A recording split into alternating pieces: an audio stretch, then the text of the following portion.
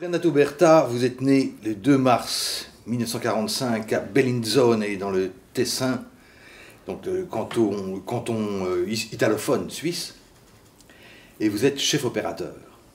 Vous avez fait vos études à Rome, à la fin des années 60, entre 65 et 67, et vous avez commencé à travailler avec celle qu'on a appelée la nouvelle vague suisse, c'est-à-dire Tanner, Souter, Rösser, Daniel Schmitt, pas Goretta d'ailleurs. Si. Goretta aussi. J'ai fait un film avec Goretta. Ouais. Ah, très bien. Et j'aimerais vous demander d'abord, puisque les chefs opérateurs sont des gens dont on sous-estime l'importance dans les films, parce que si on regarde bien que serait La soif du mal sans Russell Metty, ou Le parrain sans Gordon Willis, ou Moravnis sans Pasqualino De Santis, enfin tous ces gens qui sont dans les génériques mais auxquels on ne pense pas. D'abord j'aimerais vous demander le nom de votre métier déjà pour commencer, puisqu'on ne sait pas si c'est directeur de la photo, chef opérateur, vous-même vous avez d'ailleurs combiné les deux dans le générique de votre premier film, je crois, avec Tanner, qui était Charles Mort au vif, où vous êtes chef de la photographie. Vous avez combiné les deux. Ah, il a écrit ça, je ne me souviens plus. Mais en tout cas, non, je préfère ni un ni l'autre. En général, en français, je préfère mettre le mot image. En entendant par image la somme ou le produit entre la photographie et le cadre. C'est des choses que je n'arrive pas à dissocier. Je ne peux pas tenir des discours photographiques ou que de cadre. C'est-à-dire, pour moi, c'est vraiment un ensemble. C'est pour cela que je préfère le mot image. Voilà. Parce que vous êtes de cette école qui considère qu'un chef opérateur, c'est quelqu'un qui fait aussi le cadre, qui a la caméra sur l'épaule, ou qui est derrière la caméra en tout cas.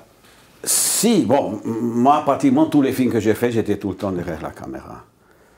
Pas tous. Ça dépend un peu de la grosseur des films. C'est-à-dire que des fois, le travail il est tellement chargé et lourd qu'on ne peut pas faire les deux choses.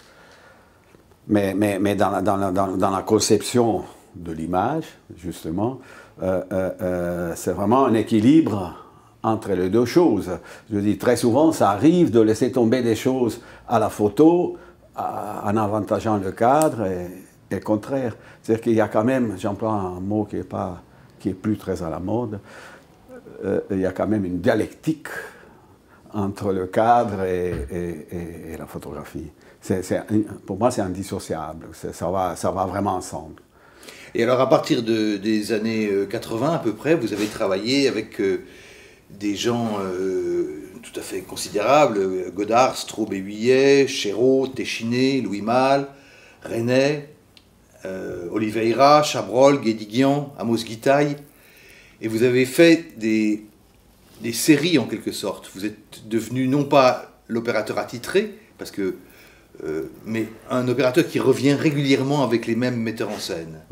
Oui, alors, disons que le metteur en scène avec lequel j'ai fait une trajectoire très très longue, c'est quand même les Straub. Je commençais en 69 comme assistant opérateur. J'avais déjà fait des films comme chef opérateur, mais quand ils m'ont proposé de faire le Othon, Corneille, à Rome, je suis un peu rétrogradé selon la hiérarchie classique un peu imbécile du cinéma. Et c'est pratiquement le seul film que j'ai fait comme assistant opérateur. Mais j'ai déjà fait des films comme chef, quoi. Mais simplement parce qu'il y avait un film qui m'intéressait, je ne voulais pas louper cette expérience qui m'a vraiment marqué. Et donc depuis 69, avec Straub, ou des réalisateurs que j'ai fait vraiment pratiquement tous les films, Daniel Schmitt. Avec Tanner, j'en ai fait 5 ou 6. Mais c'est vrai que disons que c'est difficile, ça, étant donné que l'opérateur, je considère l'opérateur, j'emploie le mot opérateur, je considère que l'opérateur c'est un des collaborateurs le plus près du metteur en scène. C'est-à-dire que dès le départ, il est quand même embarqué dans un projet, surtout si on est un peu intéressé à un certain cinéma, à certaines thématiques, si on veut. Les metteurs en scène, ils te tiennent souvent au courant de ce qu'ils font, donc ils te donnent une première version du scénario, puis tu lis la deuxième, puis la troisième. C'est-à-dire qu'on est sur le bateau depuis longtemps. On fait la préparation, qui est une phase très très importante. Bon, le tournage évidemment, toutes les finitions. C'est-à-dire que c'est quand même un collaborateur avec lequel le metteur en scène, il a quoi, tous les jours, il a sous les... Donc, ce qui explique l'intimité avec certains. Une intimité à la fois utile et nécessaire. Enfin, oui, une intimité, mais aussi c'est un peu comme les relations de couple, des fois, il y a une espèce d'inertie qui s'installe. Et là, il faut faire très très attention. C'est-à-dire qu'on arrive à un certain moment, étant donné que souvent les metteurs en scène, on le rapproche souvent, qui font tout le temps le même film, ce qui est un peu vrai, hein, les metteurs en scène. C'est-à-dire qu'on voit certaines choses qui se répètent, si on veut. Bon, moi j'ai eu la chance, si on regarde tous les metteurs en scène avec lesquels j'ai eu à travailler, c'est quand même des cinéastes très très différents. Hein, c'est-à-dire qu'il les gens ils ont un peu de peine comment dire, à me mettre dans un moule, parce que c'est vrai que même tout au départ, quand j'ai commencé à faire les premiers films en Suisse, les films d'Alain Tanner, ils n'avaient rien à voir avec les films de Daniel Schmitt, qui étaient mais totalement, un genre de cinéma totalement différent, quoi. Si on reprend ce que vous disiez tout à l'heure, est-ce que vous pouvez décrire la trajectoire de votre travail entre vous êtes au tout début et vous êtes tout à fait à la fin, c'est bien ça? Vous êtes au début, au moment presque de la conception du film, jusqu'à... C'est quoi la dernière étape? C'est quoi la dernière étape? C'est l'étalonnage? Voilà, si on veut. Et alors, entre-temps, alors vous faites quoi? Racontez-moi un petit peu, comme ça, chronologiquement. Ça dépend vraiment énormément des metteurs en scène. C'est-à-dire que la profession, si vous voulez, à niveau bureaucratique, elle est définie. C'est-à-dire que l'opérateur, c'est le monsieur qui s'occupe des lumières en accord avec le metteur en scène. Voilà, bon, ça c'est un peu la définition un peu banale. Bon, mais moi c'est vrai que pour entrer dans un film, je trouve que c'est jamais très simple. Il faut qu'on rentre petit à petit dans un univers et essayer de comprendre le film qu'on fait. Et ça, même avec un scénario écrit à l'ancienne. Parce qu'aujourd'hui, les scénarios, ils sont écrits, c'est pas... Comment dire? Théoriquement, un scénario, c'est un document qui sert à une équipe pour fabriquer un film, hein, en tant que les plans d'un architecte. Aujourd'hui, les scénarios, ils servent à financer les films.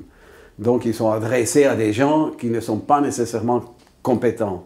Donc, c'est pas trop technique, c'est-à-dire que c'est un peu comme un architecte, pour faire comprendre à ses clients comment va être la maison, il fait un petit aquarelle à côté. Hein, mais, parce que c'est vrai que lire des plans, c'est pas toujours évident, quoi. Donc, les scénarios, aujourd'hui, c'est à peu près comme ça, c'est des aquarelles. C'est pour ça, d'ailleurs, que je trouve que le cinéma, et de ce point de vue-là, il ne s'améliore pas beaucoup, mais ça, bon, c'est les lois de la finance qui ne répondent pas à des critères créatifs.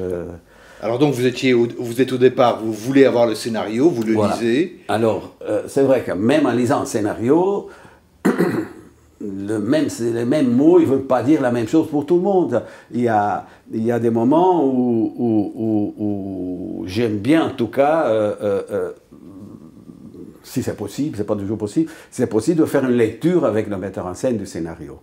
Et quand on fait une lecture, hop, il y a tout qui ressort. Déjà, c'est une façon pour comprendre le film qu'on va faire. Et donc, pour rentrer dans un projet, pour essayer de se nourrir de choses qui ne sont vraiment pas techniques, quoi. L'aspect, la prise de vue, c'est vrai qu'il y a un aspect technique relativement important. Aujourd'hui, avec des moyens qu'il y a, un peu plus faciles, je dirais, mais plus dangereux. Donc, on peut rentrer, comment dire, pour entrer dans un film, il faut se nourrir de tout. Je dis, je ne pense pas que pour entrer dans un film, en tout cas au niveau de l'image, il faut parler nécessairement d'image. Des fois, en parlant d'un dialogue avec un metteur en scène, pourquoi telle et telle personne dit ça? Ah si, non, hein? Hop, ça donne des idées, et les idées de prise de vue, il vient un peu en confrontant le désir d'un metteur en scène et les possibilités. Donc vous vous mettez d'accord sur un certain nombre de choses dont on va reparler tout à l'heure, de techniques, et puis arrive le tournage. Sur le tournage, vous êtes soit à côté de... Il y a quelque chose entre les deux? Il y a des repérages? Est-ce que vous faites des repérages? Il y a toute la partie... Pour moi, un film, il se fait beaucoup en préparation. Parce que tous les choix importants, c'est en préparation. Alors c'est quoi la préparation? La préparation, c'est la distribution des énergies. Hein, c'est-à-dire qu'un film, aujourd'hui, on est confronté qu'aux problèmes financiers. Hein, c'est-à-dire qu'il n'y a pas assez d'argent, donc il faut trouver des solutions. Donc là, ça génère des discussions importantes. Mais cette opération, elle existe aussi quand il y a beaucoup d'argent. C'est-à-dire qu'il faut savoir le dépenser. Ou quand il y a assez d'argent, en tout cas. Quand il y a assez d'argent, déjà. Oui, mais pas forcément beaucoup. Oui, mais non, mais il n'y a jamais... C'est-à-dire que le peu ou le assez d'argent qu'il y a, il faut savoir où le mettre. Tu vois ce que je veux dire? C'est-à-dire, et l'argent, il fait partie, selon moi, d'une somme d'énergie que le metteur en scène il a à disposition, que c'est des connaissances, c'est les connaissances de chaque membre de l'équipe, ce qui apporte les comédiens, ce qui apporte le décorateur, voilà. Et hop, on met ensemble tout ça, et puis hop, il faut que ça joue, il faut trouver un équilibre, il faut trouver une cohérence propre à chaque film. Voilà. Et tout ça, ça se fait en préparation. Pratiquement, ce que je suis en train de dire là, c'est le métier du producteur. C'est-à-dire qu'un producteur, c'est pas comme il finance les films, la qualité d'un producteur, c'est pas comme il finance les films, mais comme il dépense l'argent. C'est de faire des équipes. Et de savoir comment dépenser cet argent. Eh bien, malheureusement, aujourd'hui, étant donné le monde de la finance, il n'y a plus aucun rapport avec ce que les gens fabriquent. C'est-à-dire que la tendance est plutôt de dépenser le moins d'argent possible. Donc, voilà, moins on en dépense, plus on gagne. Et on rentre dans cette logique infernale qui n'est pas nécessairement la plus intéressante, ni à longue échéance la plus, pas seulement créative, mais aussi qualitativement, je trouve que... Alors, par exemple, dans une de ces énergies, il y a les décors, il y a les lieux dans lesquels vous allez travailler. Voilà. Est-ce que vous en êtes chargé de ça? Ah, mais ça dépend beaucoup du rapport qu'on a avec le metteur en scène. C'est-à-dire que moi, ça m'est arrivé souvent de faire des repérages avec le décorateur, le chef décorateur du film, le metteur en scène, et là, du coup, il y avait une négociation qui se faisait. Tu vois, je dis, il y a... Et seul, vous l'avez déjà fait seul? Vous avez déjà fait des repérages seul? Ah bah ça m'est arrivé oui, ça... Qu'on vous laisse la brique sur le cou et... Ça m'est arrivé oui, enfin... Seul, mais en même temps cohérent, je dis, ça dépend vraiment beaucoup du rapport qu'on a avec les metteurs en scène, avec Godard. Je me souviens quand on a fait les finitions de Sauf qui peut, à un certain moment, Jean-Luc qui m'appelait, il disait oui, il faudrait faire un plan ici, il faudrait un plan là-bas. Je dis comment un plan ici, un plan là-bas? Mais de quoi? Ben je sais pas, viens, je te montre, tout. Ils m'ont montré le dernier photogramme d'une séquence et le premier de l'autre. Ils me disaient voilà, entre les deux, j'aimerais mettre un plan. Mais quel plan? Je dis, je sais pas, des femmes. Ah bon, des femmes? Oui, ben oui, on filmait des femmes. Bref, alors je partais tout seul, filmer des femmes qui sortaient de l'usine et tout. Mais disons, ça m'a fait beaucoup de plaisir, d'ailleurs, c'était vraiment très intéressant. Bon, mais ça, c'est une façon de rentrer dans un film qui n'est pas très traditionnel. Et à l'inverse, on a fait déjà des repérages pour vous et vous avez découvert sur le moment... Ah ben oui, alors là souvent... Alors, si c'est des bons metteurs en scène et bons décorateurs, ça va. Ça va, c'est-à-dire que là, on gère tout ça bon, mais il faut des décorateurs qui savent de quoi ils parlent. Mais c'est vrai que si c'est des décorateurs qui ne sont pas de cinéma, ça arrive de plus en plus maintenant, qu'il y a des décorateurs qui ont un goût magnifique, c'est magnifique, tu arrives dans des décors et tu vois des plafonds absolument merveilleux et tout, et je dis, ah, c'est beau le décor, je dis, oui. Oui, oui, c'est bien, mais ça m'étonnerait qu'on puisse mettre des acteurs au plafond. Tu vois ce que je veux dire? Parce que des fois, je dis, les décors, ils doivent être filmables aussi, quoi. Et c'est vrai que très souvent, certaines choses, on les perd, enfin, ils ne sont pas cadrables. Dans la maison, on peut généraliser, parce qu'on peut filmer évidemment au plafond aussi. Et alors, sur le tournage, vous arrivez le matin sur le décor, vous faites quoi? Quand on arrive sur le décor, on sait déjà ce qu'il faut faire. Il faut tourner une séquence. C'est déjà tout préparé. Disons que, grosso modo, on arrive sur un décor.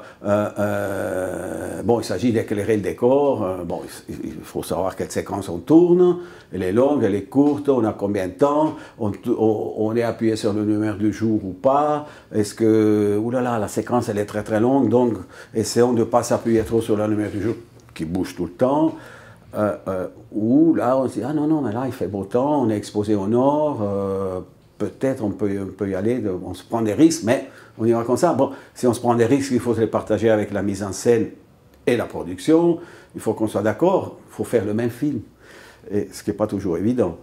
Mais des fois c'est vrai qu'on est un peu amené seul à opérer ces choix, c'est-à-dire que souvent les gens ils pensent que l'opérateur il peut faire des miracles. Hein, qu'il y a une baguette magique dans la poche et que si le soleil va et vient, ben oui, on mettra une lumière. C'est pas aussi simple. C'est pas aussi simple.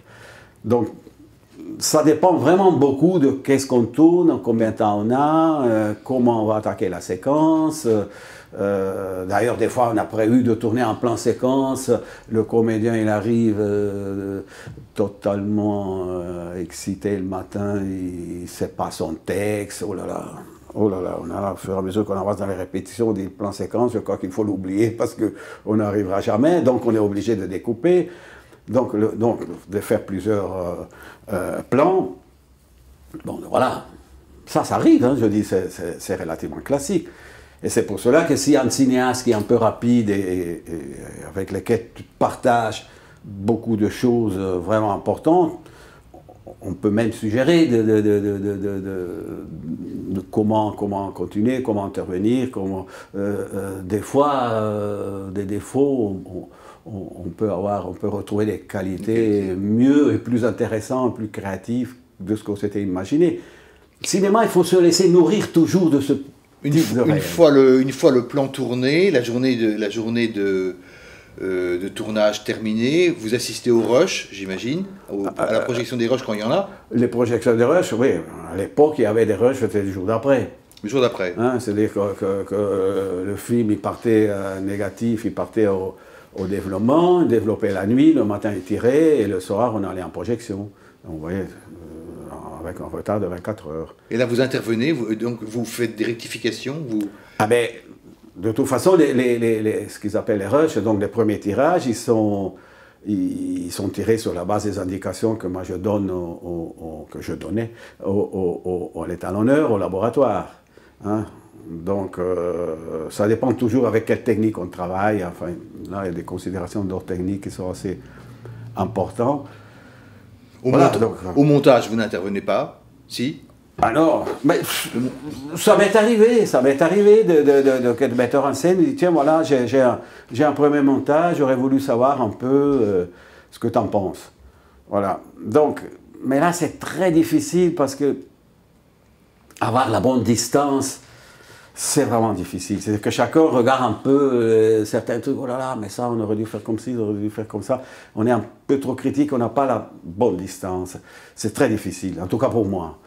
Et donc, en fait, la dernière étape, c'est l'étalonnage. Qu'est-ce que c'est exactement l'étalonnage et qu'est-ce que vous y faites? C'est tous les choix enfin, simplement les choix de couleurs, hein, plus vert, plus rouge, plus rose, dans les dominantes, hein, et les densités, hein, plus clair, plus sombre. Voilà, c'est-à-dire qu'on a deux paramètres, si on a une couleur, on agit que sur ces deux paramètres. Alors donc vous dialoguez avec un étalonneur, ou bien vous ne faites que lui dire je voudrais plus de rouge là, et il le fait, puis... Oui, grosso modo, ça ne se passe pas exactement comme ça, c'est-à-dire qu'à l'intérieur d'une séquence, si la séquence, tous les plans qu'on a tournés dans une séquence, ils doivent être raccords, moi je préfère que les raccords il efface que l'étalonneur il s'occupe des raccords. Et une fois que c'est raccordé, on peut ajuster en amenant une correction sur toute la séquence une fois montée. On peut agir... Ça, c'est une technique, hein, mais bon, il y a différentes façons de faire. On peut agir beaucoup sur la couleur, la densité? Ben, aujourd'hui, oui. Aujourd'hui, avec le numérique, on peut faire vraiment, par rapport aux photos chimiques, on peut faire vraiment beaucoup de choses quoi, à l'étalonnage. C'est-à-dire qu'on peut agir sur les contrastes. Chose qu'à l'époque, avec un procédé photochimique, c'était un peu plus compliqué. C'est-à-dire qu'on pourrait intervenir même en faisant des sauts périlleux. C'est-à-dire qu'il fallait sortir des normes et des fois ça devenait un peu laborieux, quoi. Est-ce qu'il y a eu des écoles, enfin je veux dire des écoles au sens des écoles nationales, ou bien des écoles par époque où un chef opérateur avait un certain métier, une certaine tendance naturelle à faire d'une certaine manière? Est-ce que par exemple vous, prenons la question autrement, est-ce que vous êtes nostalgique par exemple du film noir américain ou bien du film réaliste allemand? Est-ce que vous vous dites, ah, j'aurais bien aimé travailler là, comme ça parce que M. le Maudit avec Fritz Arno Wagner, c'était une autre manière de faire du cinéma? Est-ce qu'il y a vous avez des blocs comme ça Si, mais ça c'est un peu style? J'ai presque envie de dire que c'est un peu inévitable, mais moi je me suis jamais, disons, pour ce type de réflexion, jamais concentré que sur le travail de l'opérateur. C'est vraiment un genre de cinéma. C'est un genre de cinéma qu'on faisait à l'époque pour toute une série de raisons, notamment la technique, elle conditionnait pas mal. C'est encore un peu comme ça encore aujourd'hui, malgré le fait que ça soit beaucoup démocratisé, la technique. Chose qu'à l'époque, c'était un peu plus difficile, quoi, je dis. Donc c'est pas... Pour moi, j'ai une grande admiration de certains opérateurs dont je suis très jaloux, mais je suis très jaloux pas par la technique et par les films qu'ils ont faits. C'est-à-dire qu'ils se sont retrouvés travailler avec des metteurs en scène qui c'était intéressant et du coup leur travail il devient aussi intéressant, quoi. Je dis, s'ils arrivent à installer un rapport possible avec ces metteurs en scène. Mais vous vous sentez plutôt artiste ou plutôt technicien? C'est une question, je ne sais pas. Je ne sais pas répondre à cette question. Moi, je me considère une personne qui aide un metteur en scène à pondre son œuvre, tu sais, je suis comme un sage-femme, tu vois. Est-ce que je peux me permettre une image pour vous aider à répondre à cette question? Ouais. Quand on voit Charles Mort au vif, donc 76, c'est votre premier film avec Tanner, on sent une espèce de sûreté extraordinaire dans le cadrage, on sent une sûreté extraordinaire dans les mouvements, et déjà Tanner à ce moment-là aime bien couper ses séquences par des plans fixes extérieurs, d'un champ, une maison, un arbre, qu'on retrouvera tout du long, et qu'on retrouve par exemple dans Le Milieu du Monde, où on trouve, que vous avez fait avec lui, où on trouve cette même sûreté dans le cadrage, cette même sûreté dans la technique, mais où on sent une inspiration dans ce que vous montrez, dans le plan que vous montrez, dans l'insert que vous montrez. Là aussi ce sont des champs, là aussi ce sont des arbres, il y a la neige qui tombe, et là on a une espèce de véritable inspiration picturale. Et donc j'ai eu l'impression, en regardant un petit peu tous les films que vous aviez faits, que vous étiez passé de la technique de début à l'art vers la fin, que petit à petit vous avez acquis une espèce de liberté artistique, de création artistique, que vous n'aviez pas forcément entièrement au début en tout cas, où vous préfériez être tenu par la sûreté technique. Oui, alors, c'est difficile, je ne suis pas tellement d'accord sur ce discours seulement lié à moi. Il faut parler des films. C'est-à-dire qu'à l'intérieur d'une série de films que j'ai fait avec un metteur en scène, effectivement, on peut voir cette évolution. Hein. Je suis d'accord dans le cas de Tanner, parce que quand on a fait Charles Mort au vif, lui, d'une part, il se confrontait vraiment, la première fois, avec une fiction, mais de façon très solide, avec un scénario, avec un sujet, des comédiens, etc. Et c'est clair que, comment dire, les premiers films qu'on fait, il y a toujours un moment où on se cherche, un moment où on n'est pas sûr des choses. Cela dit, quand on n'est pas sûr des choses, en revoyant les films, on se dit, tiens, voilà, ça c'est intéressant. C'est-à-dire qu'on n'a pas pensé à certaines choses, et puis on se dit, ah, qui sont venus malgré tout. Voilà. Oui, mais c'est pas malgré tout. Justement, c'est pas juste de dire malgré tout. Ils sont mûris à ce moment-là parce que les conditions, ils étaient telles que, hop, il y a quelque chose, il y a de la grâce qui passe. C'est vrai qu'après, avec une certaine technique, eh bien, cette grâce, oui, c'est peut-être techniquement, ils sont plus sûrs, c'est mieux, mais des fois, cette grâce, il n'y est pas toujours. Vous voyez ce que je dis? C'est-à-dire qu'il faut faire très attention, malgré le fait que c'est vrai que moi, du point de vue strictement expérience, je vois les choses venir souvent beaucoup plus tôt que les réalisateurs. Hein, certains problèmes, certaines choses. Je sens les comédiens qui disent certains trucs, ils ont certaines réactions. Oui, voilà, je vois la suite des choses. Et c'est vrai que certaines... Parce que aussi, j'ai un nombre de films sur mes épaules qu'il n'y a pas un metteur en scène qui a fait 110 films, quoi. Je dis, moi, maintenant, j'ai 110 longs métrages, plus tout le reste, mais j'ai 110 longs métrages sur mes épaules, et donc, je connais un peu certaines choses, quoi. Je dis, voilà. Donc, j'arrive un peu à anticiper. Donc, ce côté, et c'est vrai aussi que ce côté, quand on arrive trop à anticiper, on perd un peu d'authenticité, je sais pas, je dis, on perd un peu d'innocence. Donc du coup, je fais très attention de rester attentif à ce que le metteur en scène, au désir des metteurs en scène. Et puis bon, j'y vais très doucement en disant, bon, mais écoute, tu sais, peut-être il faut faire attention à ça, tu as bien réfléchi à ça, en mettant le comédien dans des situations comme ça. Et c'est pas seulement des problèmes de lumière, là, hein, ou de prise de vue, si, c'est un problème de prise de vue, mais disons, mais c'est pas seulement lié au métier strict de l'opérateur. Et alors, là, c'est quand même des moments très jouissifs et très intéressants. Ça dépend vraiment beaucoup des metteurs en scène, quel espace il te donne pour rentrer. Par exemple, j'imagine qu'il y en a qui disent on met la caméra ici. Oui. Et puis il y en a qui disent où mets-tu ta caméra? Où on choisit, enfin. Oui. Qu'est-ce qu'on fait? Où est-ce qu'on se met? Voilà. Je me souviens d'un dialogue entre Coutard et Godard. Coutard disant où est-ce que je mets la caméra? Et Godard lui répondant arrêtez de vous geindre, arrêtez de vous plaindre tout le temps. Ouais, voilà. Ne répondant pas, quoi. Et il y a le côté débrouillez-vous. Et puis, en même temps, à certains moments, j'imagine qu'ils ont des désirs très forts, très particuliers. Là aussi, on a beau de préparer les films, comme je disais tout à l'heure, de préparer les films, d'avoir le film dans la tête et tout. Et après, il y a toujours des moments de ce style-là. Godard, il travaille beaucoup comme ça. C'est-à-dire que lui, il se nourrit pour arriver à un certain résultat de choses qu'à la limite, comment dire, il se nourrit de situations jusqu'au conflit. Il se nourrit pour organiser une séquence. Mais de conflit dans l'équipe, vous voulez dire? Oui, conflit avec tout le monde. On s'en prend la terre entière et voilà quoi. Bon, et c'est vrai que des fois pour arriver, c'est pas tout facile, hein, qu'ils soient bien clairs. Mais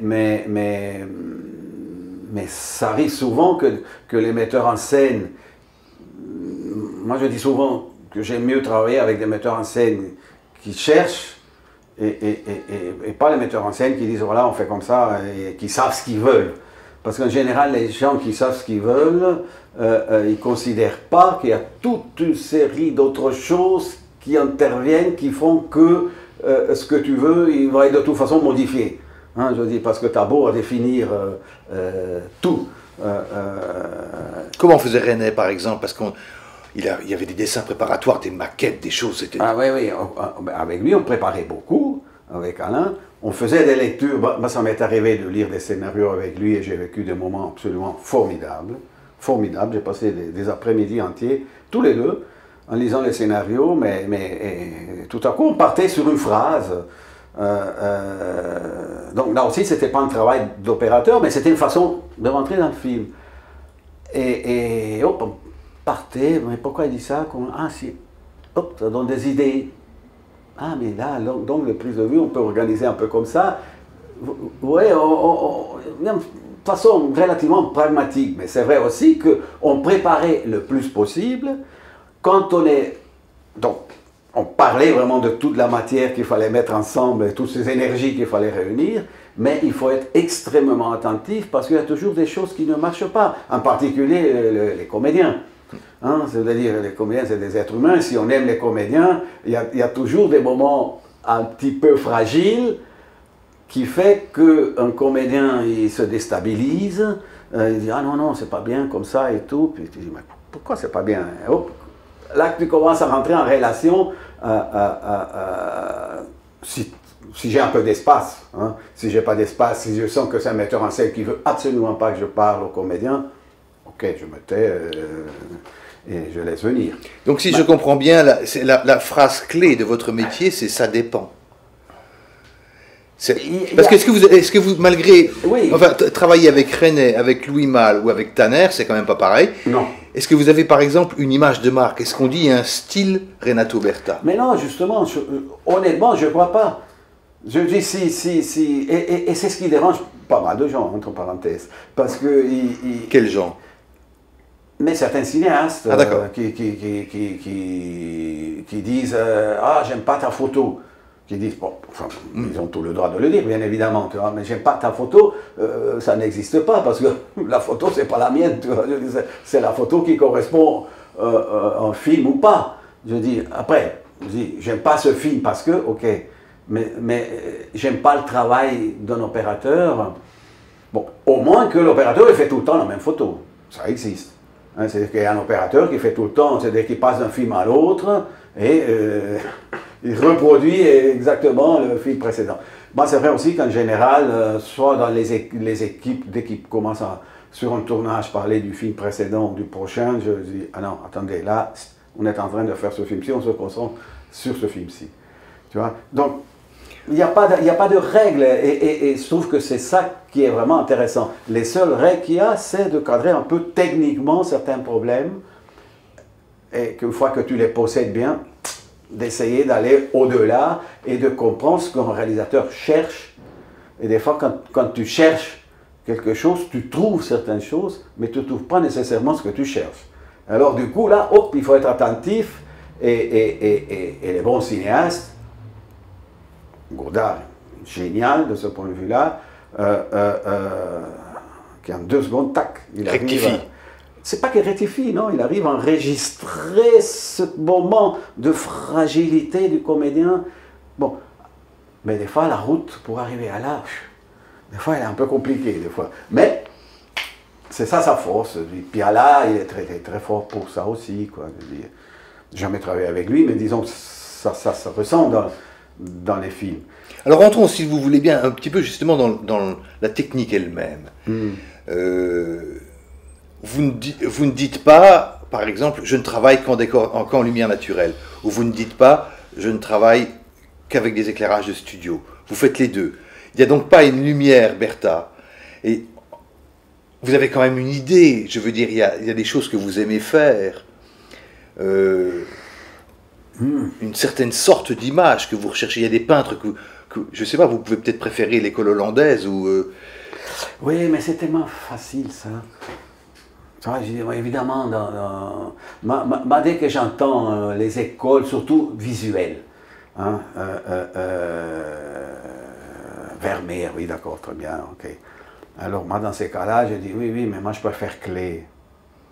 Alors, le discours il est déjà complètement déplacé, je dis, parce que, bon, voilà. Donc, c'est-à-dire que si on est comment dire, dans la peinture très... comment dire, figurative, enfin, des physiques, des gens et tout. Bon. Moi, j'ai un peu de peine. Disons que je respecte tellement la peinture et je prétends de respecter tellement le cinéma si on fait de la peinture, on fait de la peinture, et si on fait du cinéma, on fait du cinéma. Et c'est difficile Et si le cinéma, à mon avis, si le cinéma il ressemble à quelque chose, c'est pas à la peinture, il ressemble beaucoup plus à la musique qu'à la peinture, le cinéma, je trouve. Mais quand même, au moment où vous préparez le film avec le cinéaste, il y a un moment où il va falloir que vous décidiez. Vous ne décidez pas seulement de mettre un projecteur ou de vous servir du soleil, simplement parce qu'il fait beau, ou qu'il y a 3 heures de libre devant. Vous avez une sorte de politique, vous décidez. Alors, par exemple, qu'est-ce qui vous fait décider entre la lumière artificielle et la lumière naturelle? Ah ben ça déjà ça, il y a déjà un bon bout de technique. C'est-à-dire que si on est dans une ambiance où il y a beaucoup de lumière du jour, et qu'on tourne des séquences, comme je disais tout à l'heure, qu'on tourne des séquences relativement courtes, on peut s'appuyer sur la lumière du bon Dieu, qui est souvent la plus intéressante. Bon, mais si on a on peut. Ça, c'est de base. Maintenant, si on considère qu'il faut faire un pas un peu plus loin, c'est-à-dire de donner à la lumière une dimension qui est un tout petit peu plus loin que le réalisme, eh ben, il faut se donner les moyens de le faire. Alors, est-ce qu'on a les moyens ou pas? Voilà, mais c'est pas seulement, là aussi, c'est pas un problème de moyens, c'est le temps, les comédiens, ils sont disponibles, voilà, alors là, il faut mettre tous ensemble tous ces paramètres, et c'est pour ça que j'insiste sur la préparation, c'est pendant la préparation qu'on prend ces options-là. D'accord. Et de même pour le noir et blanc et la couleur, alors, j'imagine que vous devez discuter, parce que maintenant, on refait des films en noir et blanc assez souvent. Il doit y avoir des discussions homériques entre vous et le réalisateur. Ah ben oui, oui, c'est vrai. Je dis, là, le dernier film de Garrel qu'on a tourné en noir et blanc, en pellicule en plus, avec lui, il y avait des discussions en préparation, beaucoup insisté en préparation, et puis étant donné qu'on est dans un minimalisme de lumière, on était très peu de lumière. Alors pendant la préparation, on voyait à peu près les plans, je disais, voilà, ça serait bien de mettre une lumière ici. Ah non, on ne peut pas là, parce que ça dérange. Mais je dis, quoi, on ne peut pas? Alors hop, là commence la discussion, et il faudra qu'on prenne des solutions ensemble. J'aime pas le mot compromis, parce que souvent c'est un peu imbécile, mais j'aimerais mieux que ce type de choix, on les opère ensemble. Et le metteur en scène, alors après il y a les metteurs en scène un peu lâches, excusez-moi du terme, qui te disent, ah ça c'est pas mon problème, c'est le tien. Je dis, comment, c'est pas le mien le problème. Je dis, attends, c'est un problème photographique, c'est un problème du film éventuellement, mais bon. Alors les gens qui disent comme ça, en général, c'est les gens qui sont pas très intéressants, quoi. Par contre, si on peut se partager ça, je dis, voilà, là j'ai un choix qui peut être ça, ça ou ça. Ok, décidons ensemble. Il y a des risques à courir que sont ça et ça. Le risque à courir, c'est que le soleil s'en va, si on est à plusieurs mesures, que le soleil s'en va. Par contre, on peut tourner tout de suite. Autrement, on fait toute une installation, l'instant des lumières, on se rend indépendant de la lumière du jour, étant donné qu'il y a un texte qui est très long, les comédiens, on ne sait pas très bien comment ils vont réagir. Si en plus de ça, on ajoute des problèmes d'ordre technique, le soleil qui va et qui vient et tout, il va devenir fou, ce pauvre comédien. Donc, trouveront d'autres solutions. Voilà, ça c'est un peu les cas un peu typiques. Et après, il y a aussi ce qu'on veut raconter avec la lumière. Et c'est vrai que si on est dans la rue ou sur une place et que le metteur en scène il dit « Ouh là là, j'aimerais bien qu'il te sorte des références de la peinture baroque d'une telle et telle époque et tout », je dis « Attends, on est sur une place, je dis oui, c'est possible, il faut faire des installations tellement gigantesques qu'on ne pourra jamais, quoi. Ça arrive, ça aussi, quoi. Alors, par exemple, parlons pellicule, par exemple. Ça fait partie des variables, ça fait partie des choses, des outils dont vous disposez. Ouais. Vous avez la lumière, vous avez le cadre. Hein. La pellicule, pendant toute votre carrière, vous avez dû voir les choses terriblement changer. Ah, oui. Vous pouvez nous faire une petite histoire de la pellicule, comme ça, des origines à nos jours? On a combien de temps? Oui. Non. Vous avez trouvé, quand vous avez commencé à travailler, il y avait quoi? Il y avait des pellicules très sensibles, il y avait tout ce que vous vouliez? Non. Les films, tu citais Chameau, Vive la Salamandre et tous ces films d'Alain-Tanner. Attention, la pellicule, l'original, c'est-à-dire la pellicule qui passait dans la caméra, c'était de l'inversible. Hein? C'est-à-dire que ce n'était pas négatif, c'était de l'inversible. C'est-à-dire qu'on obtenait directement un positif qui avait des caractéristiques assez contrastées. L'exposition, dès qu'on loupait un tout petit peu l'exposition, il n'y avait plus rien sur la pellicule. C'était vraiment compliqué, très très peu sensible. Donc techniquement, on avait des contraintes très fortes. Des contraintes. Mais en même temps, ces contraintes, ils nous obligeaient à réfléchir sur la photo. C'est-à-dire mais en partant de la technique, mais ça en même temps c'est un discours que j'aime pas, hein, on était obligé d'éclairer. Donc depuis le moment que tu éclaires, tu t'interroges de comment tu veux faire. Bon, c'est vrai qu'en augmentant la sensibilité des pellicules, on se dit, bah oui, mais là on peut tourner sans éclairer. Bon, ben d'accord, très bien, tournons sans éclairer, mais... Et c'est la réalité qui décide pour vous. Voilà, et je dis, oui, d'accord, très bien, on peut faire ça, je dis, mais est-ce qu'on considère que la lumière, elle est là juste pour impressionner la pellicule, ou elle joue un rôle narratif un peu plus important? Alors, là commencent des discussions très longues. Et alors après, donc il y a eu des pellicules plus... La 4X, c'est arrivé à quel moment à peu près pas pellicule sensible que... Oui. C'était une pellicule sensible avec du grain gros comme ça. Oui, c'était... Autant la 4X, parce qu'on avait deux pellicules même en inversible. En tout cas, les années 70, moi j'ai employé surtout la double X. La double X, c'est une pellicule moyenne. La 4X, c'était déjà dans des conditions extrêmes, quoi, je dis. Parce que Godard l'a utilisé, donc il racontait qu'il avait collé bout à bout des pellicules de photos. Oui. Justement pour avoir une pellicule plus sensible, c'était la pellicule photographique. Ils avaient, c'est possible. Et à quel moment vous avez été content de ce que vous aviez? Aussi bien en couleur qu'en noir et blanc? Jamais. Jamais. Pour moi, la pellicule, c'est un support. Bon, je dis, voilà, maintenant, il s'agit de savoir qu'est-ce qu'on en fait de ce support. C'est-à-dire que... Non, mais il y a un peu un piège, c'est-à-dire que on avance dans la qualité, dans la sensibilité. Bon, ça, c'est juste quantitativement. Hein? C'est-à-dire que quantitativement, la pellicule est devient plus... Mais qualitativement, c'est pas évident que du point de vue qualité, c'était mieux. Le Technicolor, que c'était une technique donc il y a eu différentes phases, mais disons grosso modo c'était une technique de prise de vue quand même relativement compliquée avec 3 pellicules noir et blanc qui correspondaient à des sélections de couleurs primaires, secondaires, enfin bref, rentrons pas trop dans les détails. Je dis c'était d'une complication absolument phénoménale.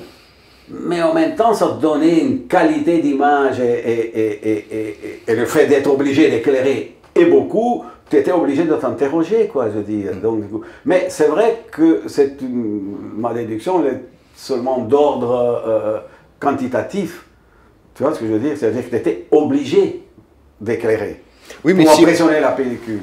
Vous pouvez très bien aussi imaginer d'attendre un certain résultat et de ne pas trouver l'outil matériel pour y parvenir. Willy Currant raconte qu'il va acheter des vieux stocks de pellicules noir et blanc du côté de Leipzig, parce que ces pellicules sont faites avec des produits toxiques qu'on a interdits aujourd'hui, mais il y en a encore un petit peu dans l'ex-Allemagne de l'Est, et on trouve encore des pellicules où on arrive à avoir un contraste fantastique.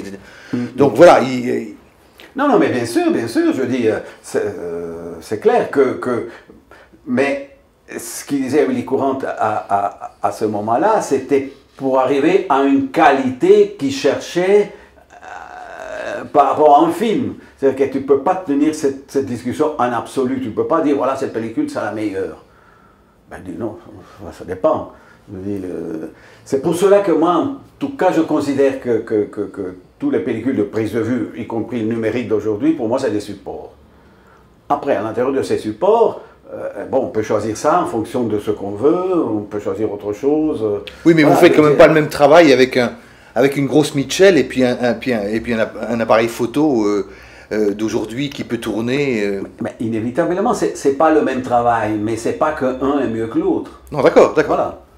C'est ça, c'est comme la peinture à l'huile, c'est pas mieux que l'aquarelle, tu vois. Je dis, oui, ben oui, c'est autre chose. Je dis, Donc, pour moi, il y a que la technique qui doit rentrer en ligne de considération pour choisir définitivement un support plutôt qu'un autre. Et alors, par exemple, dans la lutte qu'il y a entre les gens qui utilisent toutes sortes de focales d'objectifs, ou bien ceux qui disent non, non, non, non, je prends la même focale d'un bout à l'autre, vous vous adaptez aussi? Ben oui, je dis, c'est clair que Bresson, il était tout le temps sur le 50, non, si je m'abuse. Et pour lui, c'était un truc auquel il y tenait et tout. Je dis, oui, pourquoi pas? Pourquoi pas? Je dis, mais là aussi, c'est-à-dire que tu te crées une contrainte, hein, que tu es obligé, quand les choses y résistent. Des fois, mais ça, c'est un problème qui existe toujours. Le moment qu'on est en train d'organiser un plan, merde, c'est pas bien, mais pourquoi?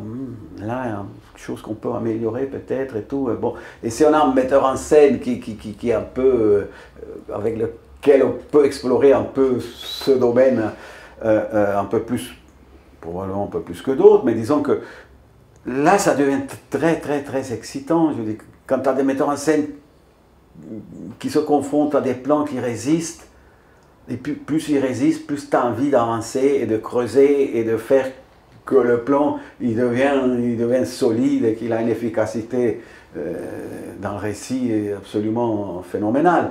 Mais ce n'est pas des choses qu'on peut prévoir, ce n'est pas des choses qu'on peut non, à mon avis, c'est vraiment... Moi, je considère que c'est là où ça se passe beaucoup, où il y a vraiment les choses qui font surface. Donc, quand vous partez sur le tournage, vous avez dans votre valise aussi bien un objectif de 50 que vous allez utiliser tout le temps, que toute une batterie d'objectifs différents au cas où vous auriez... Si je pars avec un metteur en scène comment dire, qu'il n'est pas trop sensible au focal et à... Ça existe? Comment? Ben si, si. Moi, j'ai travaillé avec des metteurs en scène qui me disaient, écoute, moi, dans la photographie, j'en ai rien à foutre. Ne me demande pas qui, parce que je te dirai pas qui, mais qui me disent, écoute, moi, la photographie, c'est ton problème, tu te démerdes, voilà. Je dis, oui, d'accord, très bien. Vous n'avez pas retravaillé avec eux, j'imagine. En l'occurrence, je n'ai fait qu'un film, mais c'est pas c'est pas nécessairement les plus mauvais, parce que souvent les gens qui disent ça, ils peuvent dire mais non, mais le cadre c'est quelque chose que je domine et que je sais, parce que le cadre je le vois. Voilà, donc tandis que la photo, surtout quand on était en pellicule, quoi, je veux dire. En photo chimique, c'est vrai que les fameux 24 heures qu'il y a entre le moment que tu es en train de tourner et le jour après que tu vas en projection, il y a quand même des décalages souvent un peu embêtants. Tandis que maintenant, avec le numérique, à peu près, on aura déjà l'image qu'on aura à la fin. Je dis à peu près, parce que c'est pas totalement vrai ça. Et est-ce qu'on est passé d'une très grande rigidité dans les années 30 ou 40, où tout se faisait en studio, avec d'énormes appareils, et puis où tout d'un coup on est passé à la caméra sur l'épaule, et puis à la vidéo, et puis au numérique, tout ça de plus en plus léger. Est-ce que c'est une véritable évolution qui a déterminé l'évolution des styles? C'est elle qui a déterminé l'évolution des styles, ou bien c'est les styles qui ont demandé ça? Oui, là c'est un équilibre difficile à trouver. Bon, moi je considère qu'on est allé vers la démocratisation de tout ça. Hein, c'est-à-dire qu'aujourd'hui, n'importe qui peut tourner un plan. Avec son téléphone. Un iPhone, hop, tu tournes un plan, tu vas le dire. Bon, mais je pense que c'est un peu quand on va à l'école, on apprend à lire et écrire. Bon, c'est à peu près organiser une phrase, mais on n'est pas nécessairement des écrivains. Voilà. Et aujourd'hui, on est confronté à ça. C'est-à-dire que c'est vrai qu'aujourd'hui, il y a beaucoup de communication avec les images et les sons. En tout cas, on est sollicité toute la journée dans la pub. On est très agressé avec ces images faciles. Mais c'est vrai que si on veut faire de la littérature, il faut qu'on élève peut-être un tout petit peu la connaissance de l'organisation des mots et comment on ensemble les mots, autant que si on veut faire du cinéma, c'est pas en tournant n'importe comment qu'on fait du cinéma. Je dis, Oui, mais on n'aurait pas pu tourner à bout de souffle avec une grosse Mitchell. Non, mais non, bien sûr. Oui, bien sûr, mais je dis, mais c'est pas, comment dire, c'est pas seulement. Oui, c'est vrai que l'évolution technique, elle est importante, mais je vous provoque un tout petit peu en disant que l'héritage de ça, malheureusement, il n'est pas qualitatif, l'héritage. Hein.